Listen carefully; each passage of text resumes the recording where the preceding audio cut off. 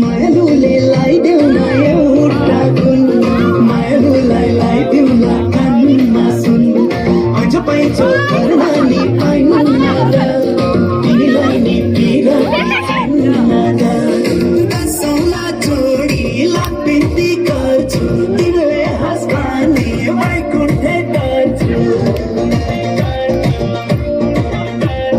दसौँला जोडीलाई बिन्ती गर्छु तिमीले हाँस खाने वैकुण्ठे गर्छु फुल राखी दौराले भागौँला हो यो कुरा गोप्य नै राखौँला हो यो कुरा गोप्य नै राखौँला हो यो कुरा गोप्य नै राखौँला